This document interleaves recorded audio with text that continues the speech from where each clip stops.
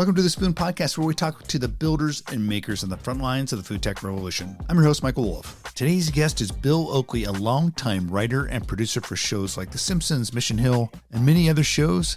And a few years ago, Bill started giving short reviews on his Instagram and on Twitter about fast food like chicken sandwiches, burgers, and before he knew it, he had a following of folks who liked his takes on their favorite fast food.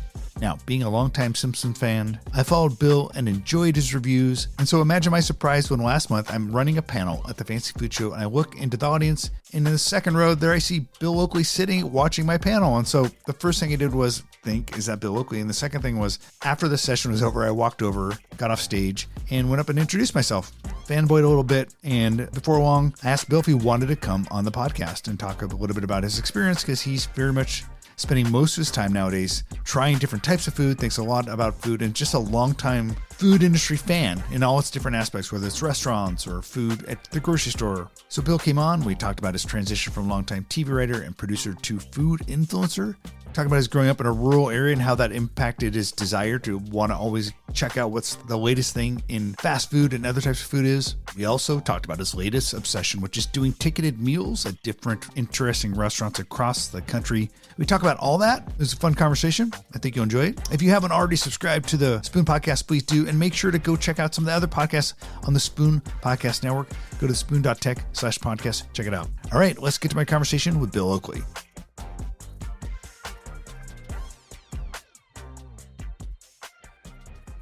All right, this is going to be a fun one. I'm excited to be talking with Bill Oakley, who is, you're a hyphen. You're a longtime writer, producer of many shows we're all fans of, but also you're a food influencer, Bill. Yes, I'm a multi hyphenate.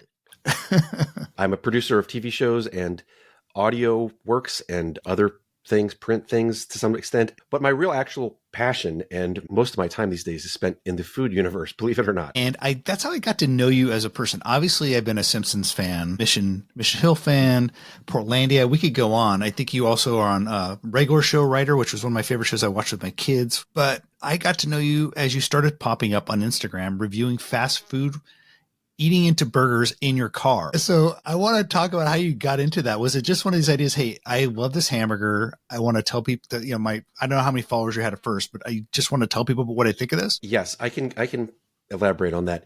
See, my origin story is that I grew up in the country in rural Maryland, northwestern Maryland. And when I was a kid, McDonald's advertised on TV to kids all the time, with McDonald Land and the Grimace and all that stuff. And the nearest one to me was like 70 miles away. So I only got to go once a year, and for my birthday, and I was obsessed with it. And that's the whole thing. That also, I didn't have any video games, and the same thing holds true in that vein as well. So that's why I am the way I am. And I was always, even when we moved to bigger cities, I wasn't near any fast food, and so I became something that I wanted. Now, as time went on, I was able to drive myself to places where the fast food was available, and I became the kind of person who wanted to try the new stuff. Like when McDonald's introduced the Arch Deluxe in 96 or whatever it was, I wanted to be one of the first people to try it, to tell people about it, right? And so I've always been that kind of person. And I used to do it on Twitter. Basically, I would just write, I would kind of like write, I would write a 1 or 2 sentence review of something like that. And then in 2018, when the day McDonald's decided that they were going to switch their quarter pounders from frozen to fresh beef, I wanted to be the first one through the door. And I was, and at like 10:30 in the morning on that day. And I was going to take photos and put them on Twitter. And then I was like, maybe I should just do a video. And I didn't know how to do a video. I didn't know what I was doing. I knew my phone could take a video. Yeah. So I took a video. It took me all day to string together 3 shots, but I did it. And I posted it on my Instagram, which had like 100 followers, maybe 93 followers. But I also linked it to my Twitter. And it ended up that McDonald's saw it, as did the head chef at McDonald's at the time. And they commented, hey, like, congratulations on your new career as a food blogger. And I was like, hey, that's a pretty good idea. And so seriously?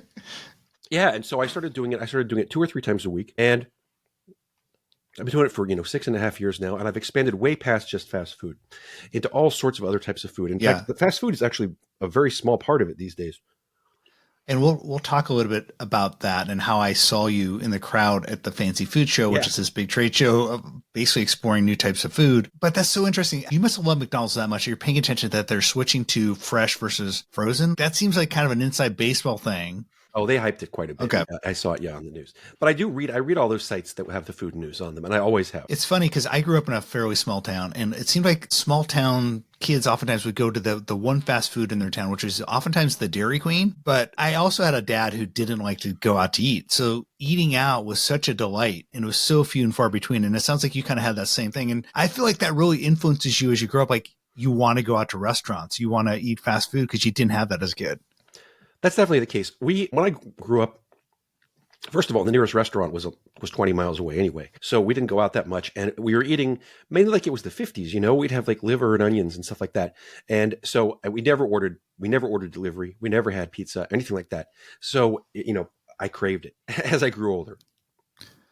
You craved it. And so you had this career too, right? So you became a writer, Simpsons, Mission Hill, all these other shows. I imagine it's a pretty demanding career, but you would make time to like, hey, I'm paying attention on the side. What type of new fast food's coming out? Yes. In fact, my partner, Josh Weinstein, and we had a subscription to Restaurant Business Magazine and Nation's Restaurant News in our office. We read about, we read on the latest trends, And would this passion of yours ever make it into any of the shows? Yes, there's so in many various food ways. jokes. It did. There's so many food jokes. If you look at the episodes we wrote and the episodes we produced, there's so many food jokes. And a lot of times, I remember at least a couple of times, Josh and I were like, there's 5 food jokes on this one page. We got to have jokes about something else. And so, yeah, we're very interested in food for sure. You had to dial back the food jokes. Yeah. So I was sitting on stage, I think a couple weeks ago, moderating a session on running essentially a food company. And I look in the audience and I think you were in the second row. I go, in my head, I'm going, I think that's Bill Oakley. Like, I think that's the fast food review guy. Cause I obviously had known your face. I'm enough of a fan to have like gone to your show here in Seattle when you and Josh came. Thank you. You did the Mission Hill Roadshow. And so I got to talk to this guy. So I walk off stage immediately after the panel's over. And I think I was kind of surprised you. Like, what's this guy coming up to talk to me for? But anyway, does that happen to you? I was very flattered that the moderator of a panel would step down off the stage to greet me personally. I felt very, very, very impressed. It must be also kind of weird, right? Like, what's this guy coming up to me? So do you get people as you're walking around, for example, at the fancy food show on the show floor, random people saying, hey, I love your reviews? Yes. It depends on the venue. It depends on where I am. In Portland, where I live, I get that almost every day. And it's the grocery stores or at the food cart pods or whatever, people recognize me. I have a lot of followers in Portland because I do a fair amount of Portland local stuff. I get that almost every day, but it happens all over the place. You'd be surprised, like in airports, it happened in downtown LA, which was shocking. It happened in Las Vegas several times in a row, and not at that show, just in hallways at Caesar's Palace. And it happened in Chicago. Weirdly, Chicago seems to be where a lot of people, like when I was in Chicago, town. That's a big food town. There were it happened like 5 or 6 times in one day, which was shocking. Even a guy came running out of a restaurant when he saw me walking by and said, "You got to come in." And it was exciting. So yes, it does happen at the fancy food show. It happened somewhat, mainly people from Portland, honestly, or from Oregon recognized me. There were a fair number of Portland people there. So this is a much different life, I imagine, than being a writer and being this influencer, kind of accidental. You fell into it, but I'm curious how people must reach out to you, say, "Hey, I want you to try my newest burger." Like maybe even like the Kentucky Fries, the McDonald's of the world, but maybe now because you're moving into packaged food that you'll find, or hot sauces, for example, you'll find on the shelf of a grocery store. Are you getting inbound emails saying, "Hey, try this, pitch, do a review, etc.?" Yeah, well, actually, I'm moving into another area, which is ticketed dinners, which we should discuss when we get past this. But that's actually my newest thing. But as what you're saying, yes, that happens all the time. It happens, I don't get as much stuff from the big companies, the fast food companies, as I used to. And I think they realize it's because I tell the truth about the stuff. Most of the people who do this on Instagram, God bless them, are out to make money, and they don't criticize the stuff. They just say what's happening, and they don't have any reviews of it. I review this stuff, and I'm honest about it, which is why some publication called me the Gordon Ramsay of fast food. And so that kind of trickled off to a stop for the fast food stuff. Now, as far as small makers, yes, I do get a lot of stuff. I get a lot of hot sauces and ice creams and chips and things from both the makers and also just people who found them and say, "You got to try this," and they mail them to me. I remember an old technology reviewer from the Wall Street Journal, Walt Mossberg, and he was so blatantly a truth teller and didn't suffer fools and would just tell like it is, that I think he petrified some big technology companies because he might just completely ruin a new product's launch. And I feel like McDonald's might be thinking, why would I have Bill Oakley review this? because if he hates my new chicken Big Mac and tells everyone it's horrible, That's exactly maybe that what it did. right. That's So exactly what it did. trickles into other publications. Your followers don't like it, etc. McDonald's used to contact me all the time and they don't anymore. Something must have happened. I have no idea what. Wendy's does a little bit. I had the chicken Big Mac and I was excited to try it. I'm thinking this is interesting. And it was pretty bland and horrible. I'm like, why did they bring this back? Because unfortunately these days, American McDonald's is about hyping the stuff without adding any new menu items. Generally, it's like a new bag or the new sauce, the sweetie and sour sauce for sweetie, right? Which is the same stuff with a new label. Like, so because they can't, because of the scale of McDonald's in America, it's very hard for them to add any new things. So they actually did for the chicken Big Mac. Those patties are new. Those were a new invention. But nonetheless, generally their stuff is more about the hype than it is. It's all good grimace. This year it's the grimace. And it's like, okay, well, I would like to have some interesting new food at McDonald's, but you have to go to Japan for that. You should definitely go to Japan. We do an event every year in Japan. And if you want to come speak there, we can certainly invite you. And okay, you can 100%. I'm not joking. I absolutely want to do that. And I want to speak there. All right, we're going to have you come to Smart Kitchen Summit Japan, and you got to do a bunch of Japanese food reviews. But it seems like I'm not paying as much attention to it as you, but every one of the past 3 years has really gone big on the chicken sandwich, those giant, crazy chicken sandwiches. I'd love to hear about some other trends that you've noticed. I think the fast food industry is a lot of fast followers. Someone comes out this thing, it's a hit. All of a sudden, everyone's doing like their own version of it. So what are some of the trends you've seen over the past couple of years that you're a fan of or you think are emerging trends? Honestly, I think that the fast food industry has stalled out a lot in terms of innovation since the chicken sandwich thing, because, the Popeye's chicken sandwich was what started this huge trend. And that was like 2019 or whatever. Yeah, and Popeye's chicken sandwich is delicious. It's still the gold standard. Everybody had to come out with a chicken sandwich, and a couple places did several different versions of it. Like Burger King had that Chiking, which was amazing. That was the best thing on the menu besides their Whopper with cheese. And then they got rid of it because it was too hard to make. So the chicken sandwich thing has kind of trickled off. And since then, there hasn't really been a lot of stuff that has filled the void. I think there have been more. The only thing I could say is there's been a trend of experimental sauces that are at places all the way from Shake Shack to McDonald's that are sometimes Korean inspired, gochujang and stuff like that. And there have been other experimental things that have all been small. There hasn't been any innovation, as far as I can tell, in anything other than just stirring the same old stuff together in a different pattern like Taco Bell does, with the addition of some sauces that are more flavorful in certain ways. And they're either Japanese inspired or they're Korean inspired mainly. I wonder why that is. I do think the pandemic thrown in the middle of that 5-year span probably had something to do with it, and people were just trying to survive. I follow the technology side of fast food. And what's interesting is there's a lot of fast food chains trying to bring technology and also reimagine things like the drive-through. I think there's a Taco Bell somewhere in America that actually has 2 or 3 lanes. Mm-hmm.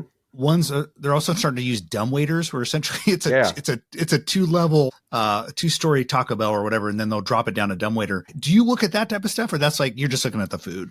No, I look at that stuff too, and I a lot of places are doing that. Chick-fil-A is doing a test with some stuff like that, and I think honestly, this is one of the reasons that I have reduced my emphasis on fast food, is that it's a rather stagnant field. It's not like Shake Shack. I think, God bless them, like every month does some kind of new interesting thing. But Shake Shack is an anomaly. For me, it's hard to get to. They don't have a drive-through. It's really expensive. And so, I think these places have decided we are about the value and about the quick service, and the menu be damned. With the exception of Taco Bell, which is constantly hyping some new thing, which is barely different than any of their old stuff.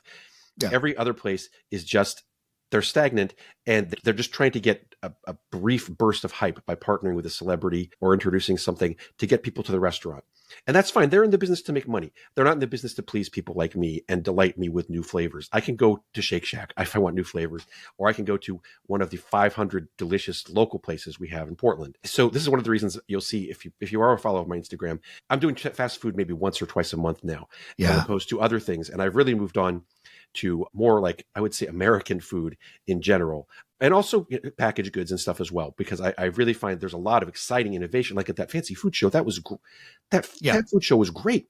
There were 100 things there that I thought were super cool. And small makers, small little entrepreneurs. What I love about that show is it's so many mom and pop people, someone who started this thing out of their basement, and they're trying to make it big. They maybe got their first deal in a grocery store, and you just see they're excited. And they're building something new. And there's a lot more innovation, like to your point, Bill, than in fast food with all these new types of small food items. I agree. And I saw so many. I did. I'm doing like 7 videos. I'm still editing the videos I made at that event, and I posted a lot of stuff. And I wish I could do more to promote these things because there's so many delicious like sauces and snacks and things like that I had there that I would love to be able to get. But that's that's the nature of this business. Is that maybe my favorite product of all, Slausa, is only sold like one place like 40 miles from here. And so I order it online. And that's the nature of this, got to get on those shelves. And that's the hard part. Yeah, it is the hard part. And so I do want to talk about this new thing you're looking at because it kind of surprised me. Ticketed dinners. That sounds like a pretty high end item. What are ticketed dinners and why are you reviewing them? I'm hosting them. You're hosting. Okay. Yes. Okay. This is actually something that sprung from the Mission Hill. So as you mentioned, after my partner and I left The Simpsons, we had a show called Mission Hill, which was an animated show that was canceled after 2 episodes, but lived on Adult Swim, where they bought it and they aired our 13 episodes we made. They aired them over and over and over for years. And it built up this fan base of people who are now about 30 years old, 30, 35 years old. Who It's really kind of the freaks. It was like the freaks and geeks of animation, essentially. I think that's accurate. And the fans are very loyal, and you can't see the show anywhere. It's not on any streaming service. So for the 25th anniversary, Josh and I were traveling around to different cities. We went to at least, I don't know, 25 or 30 cities over the past year and a half, showing it in movie theaters to fans. Now, every time I went to one of these cities, I was like, I want to eat some food here. What can I eat in this town that I can't get anywhere else? Yeah. Right. And that's where this came from. So I had so many different regional foods, and I purposely sought out the weird ones as well, like the Ohio Valley style pizza, for example, which is the one with the cold cheese and toppings. And I sought out all this stuff. And then it occurred to me, like, you can't get this stuff, in a city like Portland, this has been called the mighty gastropolis. You can get Chicago dogs, a couple. Mm-hmm. You can get Detroit style pizza, but you can't get 100. There's 200 other things that you can't get at all. And so, and there's, in this vein, I was like, what if we had partnered with a restaurant and served a menu of these things, of regional foods that you can't get anywhere else. And so I did it. I partnered with a restaurant that I've worked with in the past here called JoJo, which is a very highly regarded place that does kind of chicken sandwiches but elevated stuff like that. And we had the dinners just last week. We sold out the first one in a couple hours. We had a second night, sold out in a couple hours, and they were both huge successes. So, and I served a 7-course menu. I'm the host. I don't cook the food. The place, JoJo, did a very good job cooking the food and preparing the food that I chose. And I chose 7 items that were regional items that you've never heard of. Most people have never heard of. And that's super fun. I introduced, I did a funny talk, I did a funny slideshow, funny talk, and introduced the items, also told some Simpsons anecdotes, told some other funny stuff about food in general. And there's also like little surprises. There's kind of like a contest, and there's also little giveaways and stuff. It was really a fun event. And so it was a big success. And I am already working with partners in several other cities to bring it to other cities. And in fact, I just on Friday got a pretty big corporate sponsor who is going to sponsor the dinners as well. So I'm hoping that we can do this in 20 cities this year. So this is my big thing now. That's fun. And you have your own club, essentially. I think, is this going to be related to your canned ham or your steamed ham society? Canned ham. Yes. Steamed ham society. Simpsons fans may be familiar with a sketch known colloquially as steamed hams. It was a thing that I wrote that was on an episode called 22 Short Films about Springfield.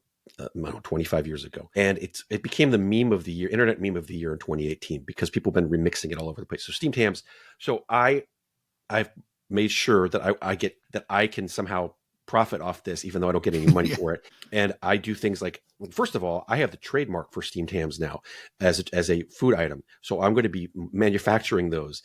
Are you really? Yes, it's very exciting. Amazing. Disney dropped the ball by the Disney, which bought Fox, as you know, that's their property, but not anymore. It's my property now. I got the trademark. They didn't contest it. So I'm going to be selling either both locally and in frozen, in your frozen food section at some point, Bill Oakley brand steamed hams. Anyway, steamed hams, I have a club called the Steamed Hams Society. And if you want to join steamedhamssociety.com, it's only $5 a month. It's a Discord. And there are hundreds of people on there from all over the country and Canada mainly talking about food all the time. And there's different channels for home cooking, for barbecue, for gardening, for beverages and stuff like this. And this is the source, this is where the stuff I get all my information, because there's such a huge, one guy is obsessive about foreign candy, and there's another guy who knows every fast food thing. And there's another. So this is a huge resource. And plus, there's a dozen or more kind of food influencers on there too, who are people who do food, who are report on food that people who you may know if you read food reporting, or who have their own Instagrams that with big followings, and they're on there too. So it's a great place to hang out. Every day. All right, I'm definitely joining. I'm going in. I'm going to join Bill. Please. I got to check it out.